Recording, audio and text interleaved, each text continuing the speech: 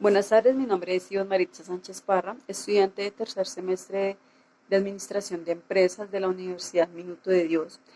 El día de hoy en este video les voy a hablar acerca de los hitos históricos de los modelos de desarrollo dominantes, donde nos dice que este es un programa que se dio o que pretendía desarrollar la actividad económica de un país. La palabra o concepto de desarrollo es el alto nivel de vida que puede tener un país, pero en este caso lo enfocaremos en los países que son desarrollados, países subdesarrollados, países civilizados o países bárbaros, ¿no?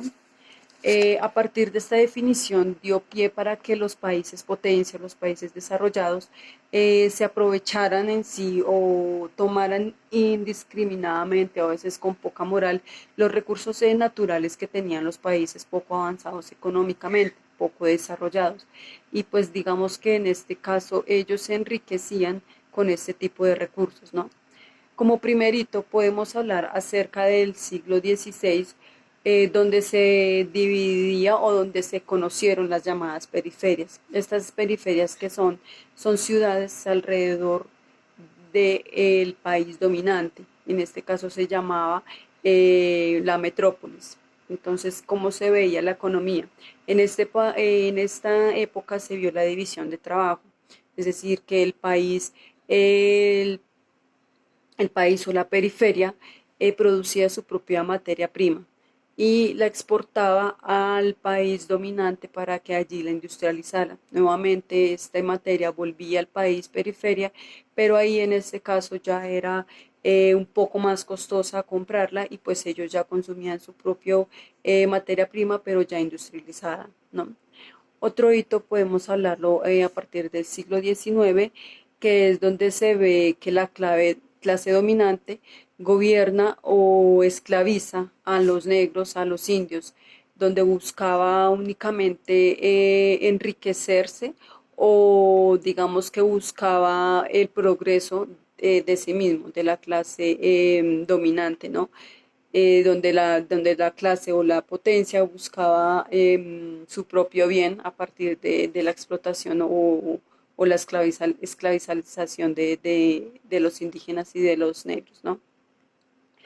Como otro hito, también podemos ver en el Tratado de Versalles. Este tratado se dio en el año de 1919, donde se estipula la repartición de las colonias, además que se fija el mandato como un derecho internacional en todos los territorios coloniales. También podemos ver que en 1919, perdón, en 1949 se dio la era del desarrollo, dado por el presidente, en este caso el presidente Truman. Él dio un discurso, este discurso dio como un,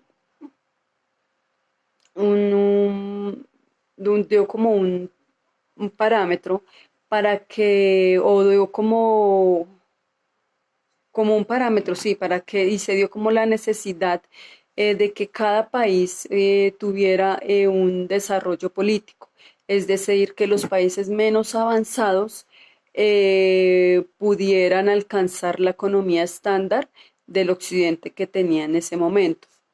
¿Listo?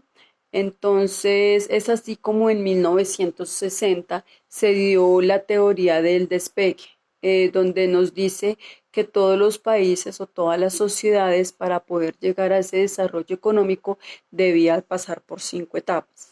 La primera etapa se llamó la etapa tradicional, la segunda etapa se llamaba